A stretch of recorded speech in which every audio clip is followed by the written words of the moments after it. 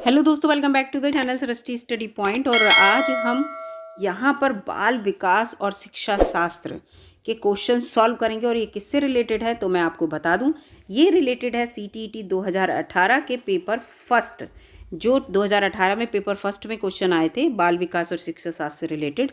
यहाँ पर वो क्वेश्चन हम सॉल्व करेंगे। और आपको मैं पहले ही बता चुकी हूँ, सीटीईटी का अगर आप एग्ज़ाम देने जा रहे हैं तो पिछले जितने भी साल के आप पेपर अगर सॉल्व कर सकते हैं तो बहुत अच्छी बात है, क्योंकि क्वेश्चन यहाँ रिपीट होता है। डेफिनेटली बहुत सारे क्वेश्चन रिपीट होते हैं, तो ये आपके लिए हेल्पफुल ही रहेंगे। तो वीडियो अगर आपको अच्छी लगे तो लाइक कीजिएगा, और चैनल पर नहीं हो तो सब्सक्राइब कर लीजिएगा, क्योंकि इस तरह की क्वेश्चन जो वीडियो है मैं चैनल पर अपलोड करती रहूँगी जब तक कि आपका एग्जाम नहीं हो जाता। तो पहला क्वेश्चन है, बच्चे निम्नलिखित को छोड़कर सभी के माध्यम से लैंगिक भूमिकाएं प्राप्त करते हैं कि ये मेल है, ये फीमेल है। डिस्क्रिमिनेशन जो है, सेक्स डिस्क्रिमिनेशन कह लीजिए या यहाँ पर जेंडर डिस्क्रिमिनेशन कह लीजिए, उसके बारे में यहाँ पर बात होती है। तो इसमें जो है ट्यूशन पढ़ाना जो है वो इसको छोड़कर, ठीक है, इसमें सामाजिकरण में भी ये सीखते हैं, संस्कृति में भी और मीडिया में भी, तीनों में ये बात रहती है। तो केवल ट्यूशन पढ़ाना यहाँ पर छोड़कर जेंडर डिस्क्रिमिनेशन जो है सब में इसमें पता चलता है कि हाँ मेल है, ये फीमेल है, ये मेल है, ये फीमेल है, इस तरह की। और ये भी आपने देखा होगा, बहुत से लोग घरों में कहते हैं कि ये नहीं, ये तो पुरुषों का काम है, ये महिलाओं का काम है ना। यहाँ भी जेंडर डिस्क्रिमिनेशन कर दिया कि महिला इस काम को करेगी और पुरुष इस काम को करेगा।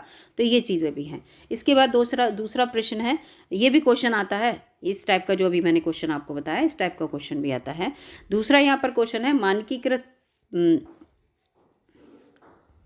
ये देखिए दूसरा क्वेश्चन है, मानकीकृत परीक्षणों की एक आलोचना ये भी रही है कि क्या है, परीक्षण बड़ी आबादी पर प्रशासित नहीं किए जा सकते। तो इसका मतलब ये है कि जितने भी आप कभी भी कोई भी परीक्षण होता है, उसका रिजल्ट जब लाते हैं, टेस्ट लेते हैं, तो क्या होता है, बहुत बड़ी आबादी होती है तो हम उसमें सैम्पलिंग ले लेते हैं। बहुत बड़ी आबादी है, इतने छोटे छोटे सैंपल ले लिए, 4-5 सैंपल, और जो इन सैंपल का रिजल्ट आया वो पूरी आबादी पर वो कह दिया कि यही पूरी आबादी पर लागू होता है, या ये चीज़ पूरी आबादी में मिलेगी ऐसी। तो इसलिए ये चीज़ यहाँ पर इसकी आलोचना होती है कि ऐसा नहीं है। अगला तीसरा क्वेश्चन है, मल्टीपल इंटेलिजेंस जो होता है वो सिद्धांत यही कहता है कि बुद्धि कई प्रकार की होती है। मल्टीपल इंटेलिजेंस से ही आप समझ जाइए इस शब्द से। अगला चौथा क्वेश्चन है, शिक्षक सीखने के लिए मूल्यांकन और सीखने के लिए मूल्यांकन और जो आपने सिखाया है उसके मूल्यांकन दोनों का उपयोग कर सकता है। कब? जब बच्चे की प्रगति और उपलब्धि के स्तर को उसके जानेगा, तो इन दोनों में इसकी हेल्प रहेगी। अगला यहाँ पर है, निम्नलिखित में से कौन सा सतत और व्यापक मूल्यांकन से संबंधित नहीं है। नहीं पे एकदम मार्क कर लीजिएगा।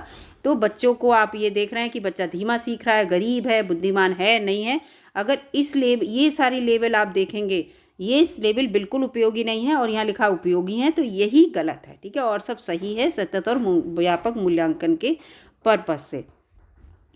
अगला है यहाँ पर, बच्चों में प्रतिभा का श्रेय किसको दिया जाता है, तो आनुवांशिकता को दिया जाएगा और पर्यावरण के बीच परस्पर क्रिया को दिया जाएगा। यानी कि बच्चे में प्रतिभा कभी कभी होती है, लेकिन हमारा चारों ओर का माहौल ऐसा होता है कि प्रतिभा को दबाए रहते हैं। हम इंटेलिजेंट अंदर हैं, लेकिन नहीं, मतलब हम इस चीज़ को अपना उभार कर नहीं ला सकते। बहुत सी जगह क्या होता है कि आप इंटेलिजेंट हैं या आप में कोई प्रतिभा है तो उसे उभार कर दिखा सकते हैं। तो आपके पर्यावरण, आपके चारों ओर समाज का माहौल ऐसा है। दूसरा आनुवांशिकता भी होता है कि कभी कभी ऐसा होता है, माँ जिस जैसी गुणी होती है बच्चे भी वैसे ही गुणी निकल आते हैं, या ये चीज़ें रहती हैं ना। तो ये दोनों ही रोल अदा करते हैं बच्चे की प्रतिभा में। अगला है सामाजिक और आर्थिक रूप से अगर बच्चा पिछड़ा हुआ है, किसी पृष्ठभूमि से आया है, ऐसी पृष्ठभूमि से, तो कक्षा में माहौल किस तरह का होना चाहिए। तो डेफिनेटली उसकी संस्कृति के बारे में आप बात करेंगे, उसी की भाषा के बारे में बात करेंगे, उसकी भाषा को महत्व देंगे आप, और उसका उपयोग भी करेंगे, खुद भी बोलेंगे, खुद भी कहेंगे देखो इनकी संस्कृति कितनी अच्छी है, देखो कितनी अच्छी भाषा बोलता है।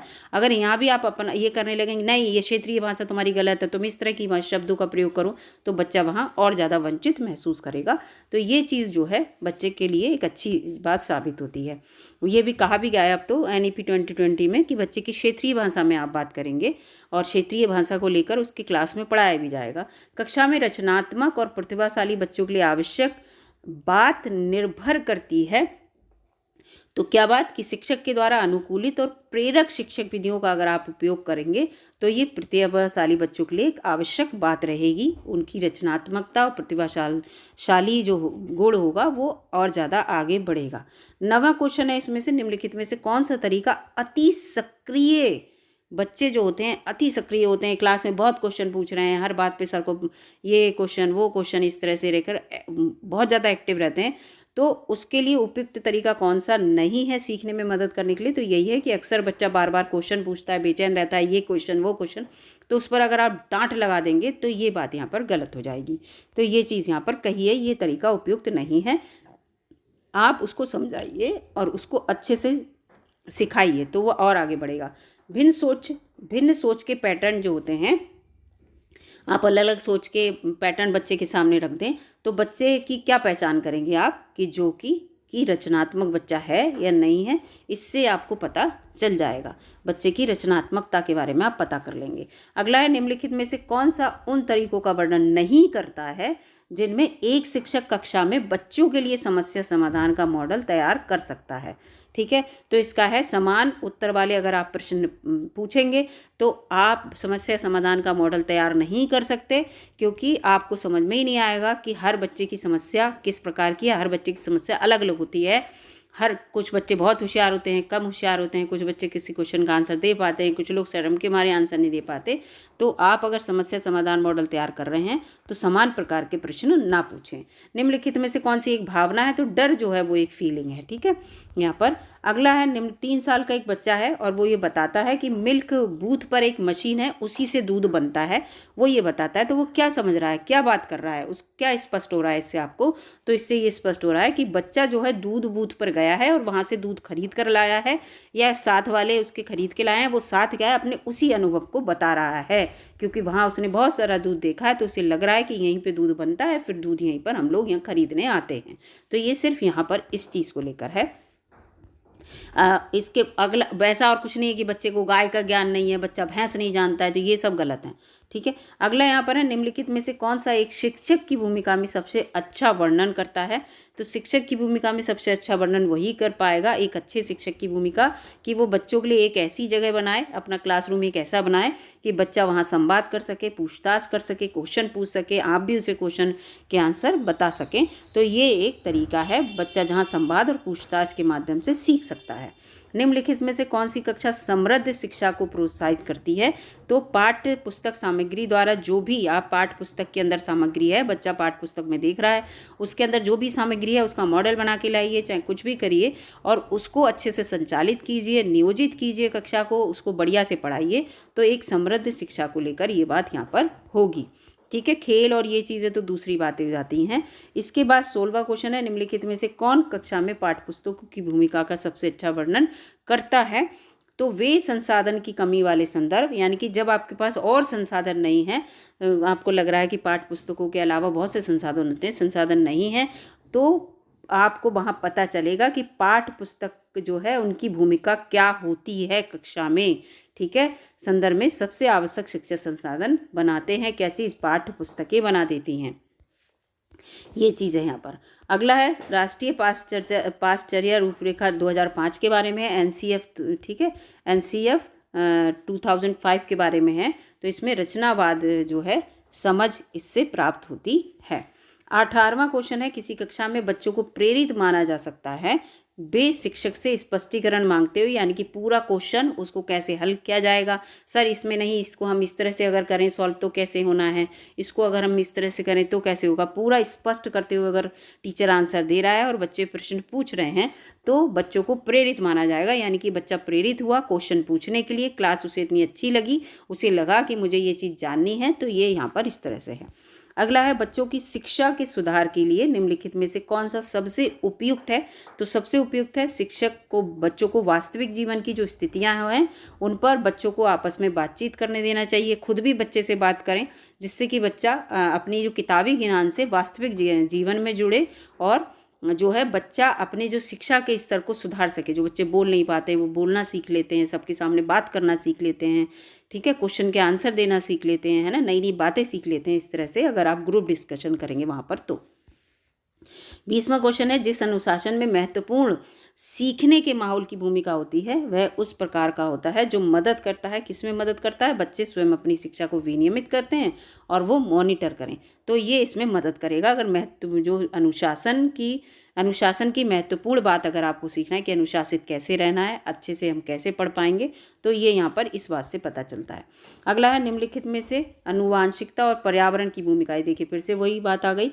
अगर आनुवांशिकता और पर्यावरण की भूमिका में कौन सा बात कथन है, सत्य है यहाँ पर। तो विकास के कुछ पहलू वास्तव में जो मैंने पहले बताया आनुवांशिकता को से अधिक प्रभावित होते हैं और विकास के कुछ पहलू जो होते हैं वो पर्यावरण से अधिक प्रभावित होते हैं। पहले ही बता चुकी हूँ मैं कि चारों ओर का माहौल हमारा अच्छा होगा तो हमारे अंदर जो हुनर है अपने आप उभर के आ जाएगा, लोग कोशिश करेंगे, आगे बढ़ाएंगे, हमें प्रोत्साहित करेंगे, है ना। और आनुवांशिकता से ऐसा होता है कि पेरेंट्स से कैरेक्टर जीन्स के थ्रू बच्चे में भी आते हैं, तो ये चीज़ होती है। तो ये दोनों की भूमिका यहाँ पर रहती है। और विकास हमारा जीवन भर होता है, वृद्धि एक लिमिटेड टाइम तक होती है, आपने पढ़ा होगा। निम्नलिखित में से किस कथन को पियाजे के सिद्धांत के लिए जिम्मेदार नहीं ठहराया जा सकता? तो विकास गुणात्मक चरणों में होता है, इसके लिए नहीं ठहराया जा सकता। पियाजे का सिद्धांत बढ़िया से पढ़ लीजिएगा। निम्नलिखित में कौन सी प्री ऑपरेशनल सोच की सीमा नहीं है? तो ध्यान केंद्रित करने वाली प्रवृत्ति प्री ऑपरेशनल सोच की सीमा नहीं है। ध्यान किस लेवल तक केंद्रित होगा ये आपकी सीमा में नहीं आता। अगला यहाँ का है निम्नलिखित कारणों से छोटे बच्चों के विकास के लिए खेल की क्या भूमिका है? तो छोटे बच्चे अगर खेल खेलेंगे तो टाइम पास के लिए खेलेंगे और कुछ नहीं, समय बिताने का एक सुखद तरीका है बस छोटे बच्चों के लिए। यहाँ छोटे बच्चे ध्यान रखिएगा जो शब्द लिखा है। निम्नलिखित में से कौन सा प्रश्न बच्चों को गंभीर रूप से सोचने को आमंत्रित करता है? तो यह है कि वे कौन से विभिन्न तरीके हैं जिससे हम इसे हल कर सकते हैं। यानी कि एक प्रश्न दिया है मैथ का, अब उसे अगर बच्चा 4-5 तरीके से हल कर पा रहा है तो इसका मतलब वो उस प्रश्न को लेकर गंभीर रूप से सोच रहा है कि इस प्रश्न को मैं किस तरह से हल कर सकता हूँ और किस तरह से अब मेरी प्रॉब्लम अगर आ रही है तो मैं इसे किस तरीके से सॉल्व कर सकता हूँ। तो वो गंभीर रूप से सोचने वाली बात यहाँ पर बच्चा सीखने लगा, यानी कि बच्चा अच्छे से बातों को समझने लगा। 26वां क्वेश्चन है कि कौन सी प्रगतिशील शिक्षा के बारे में इंपॉर्टेंट है, हर साल आता है क्वेश्चन। तो प्रगतिशील अगर शिक्षा बच्चे को आपको देनी है तो बच्चा करके सीखे अपने आप, उसे कोई प्रैक्टिकल कराइए, प्रोजेक्ट कराइए, कुछ ऐसे तरह से परियोजना, कोई आप उसे रिसर्च से रिलेटेड कोई टॉपिक दे दीजिए, वो खोज के लाए, है ना, कोई प्रोजेक्ट दे दीजिए। और सहयोगात्मक ये होता है कि आपस में जो पूरे क्लास के बच्चों को काम दीजिए और एक दूसरे का बच्चे चेक करें काम। जो क्वेश्चन एक बच्चे को दिए हैं वो उसी की कॉपी फिर उस दूसरे बच्चे को कराइए, फिर क्रॉस चेक कराइए, आपस में बात कराइए, एक दूसरे के बच्चे हेल्प करें काम करने में। तो अगर इस तरह की बातें क्लास में चलेंगी तो वो प्रगतिशील कक्षा होगी, बच्चा डेफिनेटली आगे बढ़ेगा। प्रगतिशील शिक्षा के बारे में कौन सा कथन जो है बताता है कि शिक्षा ही जीवन है, शिक्षा ही जीवन है। तो वो ये बताता है कि स्कूलों में शिक्षा सामाजिक और प्राकृतिक दुनिया, अगर आप जो क्लास में पढ़ाया गया है उसे रियल लाइफ से जोड़ेंगे और बताएंगे कि ये जो आपने पढ़ा है उसके जीवन में आपके काम आएगा, तो बच्चा समझ जाएगा कि शिक्षा ही जीवन है। 28वां क्वेश्चन है निम्नलिखित में से किसे कोहलबर्ग के सिद्धांत का योगदान माना जाता है? तो ये नैतिक तर्क और कार्रवाई के बीच एक स्पष्ट संबंध स्थापित करता है, ये कोहलबर्ग के सिद्धांत का योगदान माना जाता है। इसके बाद समीपस्थ विकास के बारे में बात हो रही है कि समीपस्थ विकास क्षेत्र से तात्पर्य क्या है? ये एक ऐसा संदर्भ जिसमें बच्चे सही स्तर के समर्थन के साथ लगभग स्वयं ही कोई कार्य कर सकते हैं, तो ये जो होगा वो समीपस्थ विकास के अंतर्गत आएगा।